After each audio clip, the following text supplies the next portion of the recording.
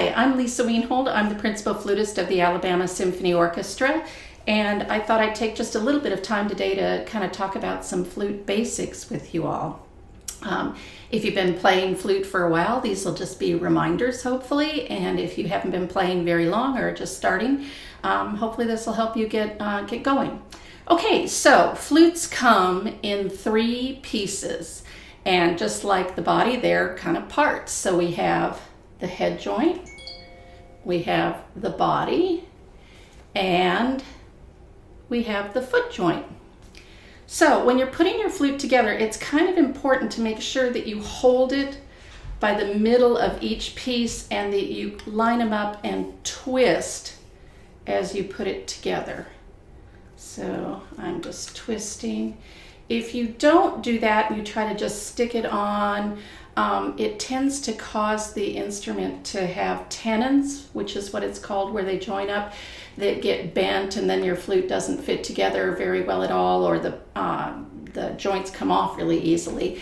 And if that happens, you'll need to take it to a repairman or repairwoman to have it fixed, to have those tenons tightened or reshaped. Okay, so when you all started playing, you probably started by just tooting on the head joint here.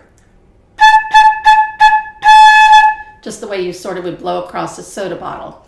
And the goal is always to blow across this far edge of the hole right here, not into the flute, but across that hole. And it doesn't hurt every once in a while just to kind of toot on the head joint like that. Okay, so let's say you've gotten that accomplished, and now we want to make sure that we are lining up the body of the instrument and the foot joint of the instrument. There are kind of 2 ways to go about this. Most people start out with lining up the head joint hole, which you can kind of see here, with the keys on the instrument so that it kind of goes straight up and down. And then the foot joint so that this bar here kind of intersects the middle part of the keys. That's sort of the standard way to line up the flute, and it works fine. It's kind of, like I said, it's sort of the basic way to do it. When you do that, you should end up with a hand position that looks more or less like this. And you probably are going to have to rotate your wrist a little bit to have it be the right way to blow across the hole. If that's the way you've been playing for forever, don't change it. That's totally fine. I use what's called the rockstro position for playing the flute. And that's just a little bit different. What I want to do is have my hand, both hands kind of come up at a fairly comfortable place, so that my wrist on both hands stays sort of flat. And in order to do that, I'm going to probably have to roll my head joint in a good bit more than you probably are used to seeing. You can see it kind of comes like this. My foot joint, what I do is I make a kind of a backwards C, and I put my fingers down on the keys, and then I see where my thumb wants to land, and then I kind of see where my little finger naturally would want to align. And for me, that's a little bit further over than just intersecting the middle of the keys. So my hand position, or the way that I position my flute, is a little bit different. The reason I like to do this is because it's just a little bit less strain on the body and on the wrists. It's just a little bit more natural position. Still not quite far. There we go. So either way that you do it, one thing that I want you to be super careful about is as you're blowing across this hole, make sure that you're not rolled in too far. It gets kind of a tamped down sound, and it also will be pitch-wise quite flat. So if you find that you're being, a little bit flat a lot of times, pitch-wise, intonation-wise, check to make sure that you aren't rolling in too much on the instrument. Okay, so let's say we've got everything all lined up well and all of that. Okay, so how do we hold the actual flute? There are actually 4, they call them balance points on the flute. The first one is as you rest it against your chin. and it shouldn't be pressing in. If you find that you're getting big old red marks here, you're pressing too hard and you need to check your other balance points, because that should just kind of rest lightly on your chin. The next one is your left hand, and I don't know if you can see kind of the white part there. That's kind of, I get that when I play because I have sort of a callus there. And if you put your thumb on the thumb key and your first finger on the first key and then just sort of push the flute back in, you should find the place on your hand, on your index finger there, that it sort of rests against. That's the second balance point. The third balance point is your right hand with your thumb underneath, that thumb balance point.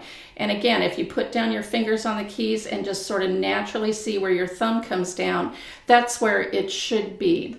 It's on a little bit on the side of the thumb. It's not on the flat and it's not totally on the side. It's kind of in between. And as far as where it goes along the body of the flute, that's individual for everybody's hands. I have pretty long fingers and a long thumb, so for me it actually needs to be farther down the body to be a little more comfortable for me. Okay, so if you've got those three, chin, left hand, index finger, and thumb lined up, the next place is your pinky. 99% of the time, you're going to have that pinky down on this. It's called the E flat or the D sharp key. And for almost every note, you're going to have it down except for D naturals. And occasionally up high on like a high C, you might be using this little finger here, which is called the gizmo. But most of the rest of the time, you're going to have that finger down, and that's going to help you hold on to and balance the flute. All of this should feel fairly easy to hold on to. You shouldn't feel like it's tenuous in any way or not once you get your flute up ready to play.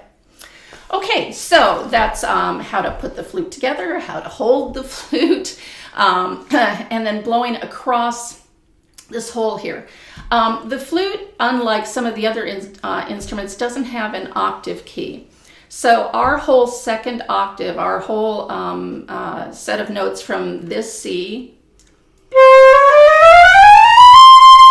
all the way up are actually second harmonics. And so in order to get those higher notes to speak, you have to do some adjustment with your embouchure, with the way that your lips are placed, and with your lower jaw. So let's start, I like to start with like a G, because that's a little easier. If you're in the lower octave, the upper octave G is exactly the same fingering. What I'm doing to get that second octave to speak and to speak clearly is I'm coming a little bit forward with my lower jaw, just a little bit, not a lot, and I'm making the hole that I blow through a lot smaller. Think about it as the difference between maybe a coffee stirrer and a straw. The lower octave is the straw, the upper octave is the coffee stirrer, those little teeny plastic things that you see. And we're trying to aim the air higher, more across and up over this hole, as opposed to more down and in. So it's a difference between kind of here and here, here and here. So you'll have to just experiment and find out where that place is. One thing to be super careful about when you're doing all of this is make sure that you are not just rolling the flute in to get that upper octave, because that will work. Here's low G. If I just roll the flute in, I get the upper octave, but man, it's not a very nice sound, and it's also quite flat intonation wise. So here's, if you can see,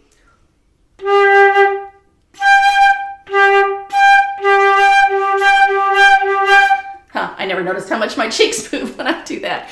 But that's because I'm changing the embouchure hole, and I'm changing the lower jaw by just a little bit. You don't have to be doing jaw calisthenics. It's just a tiny, tiny, tiny bit.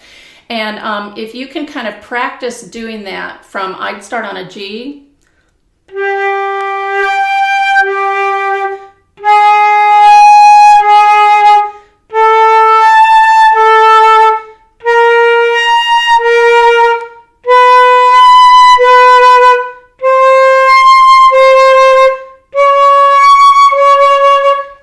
Go up just doing the lower octave and then the upper octave and then the lower octave. and going back and forth. That'll help you get much better at controlling where your octaves are and whether you're playing high or low. If you're one of those people where you get the upper octave more easily than the lower octave, that's awesome. All you need to do to get the lower octave is think about dropping your jaw, going oh, and relaxing your lips a little bit. And that lower octave should come out a little easier.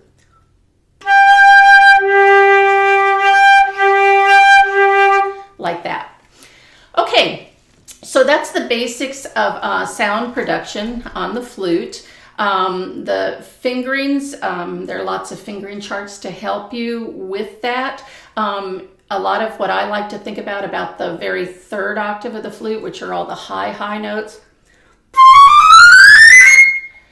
is I try and think of them as variations of lower octave fingering. So for instance, an F natural, I'm going to move other fingers so you can see it, is that normally for the regular 2 octave Fs. And the upper octave is, you just pick up this finger.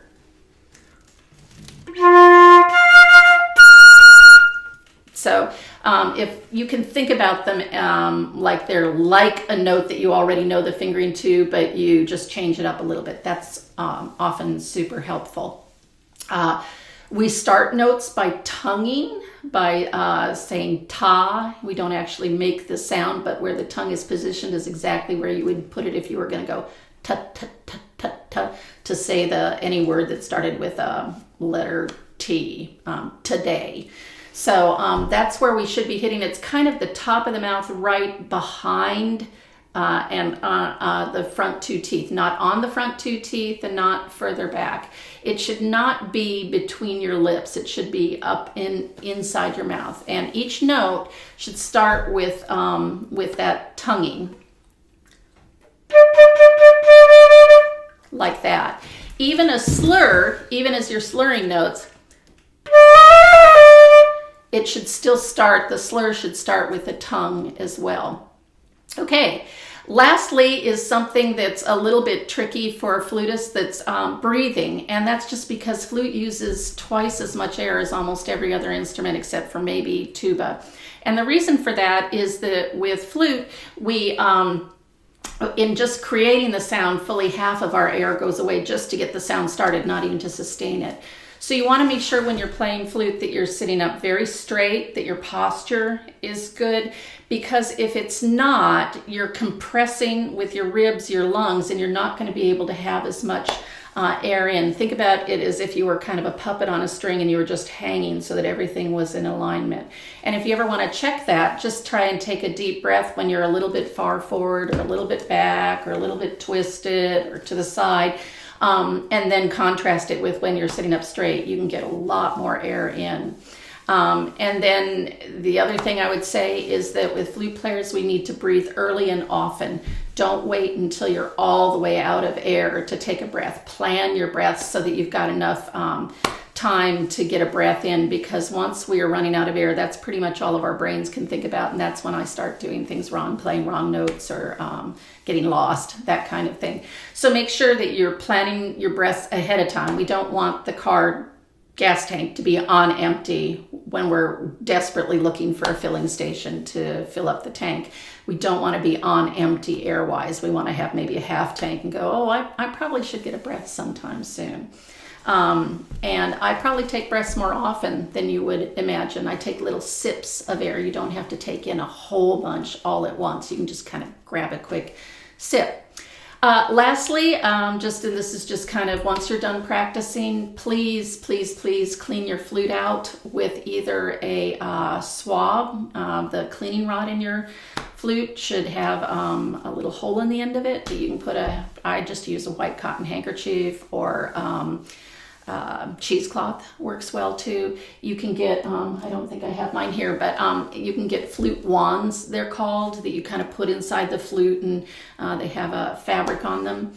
The ones that I don't particularly like are called pad savers. They look like fluffy, like, what are those things? I can't think. Anyway, they look like fluffy things that you would stick up in the flute. And those are fine if once, no matter what you're using to clean out your flute, don't stick it back in the flute to store it, because you're just not only then putting all that moisture back in, but you're probably putting a good amount of dust and dirt that's just in the air back into the flute too. Store it either between the case and the cover, the case cover if you have one of those, or just store it outside of the instrument. And it's important to clean out the inside of the instrument. It's not spit, it's condensation, just like you would see on a glass in the winter when it's cold.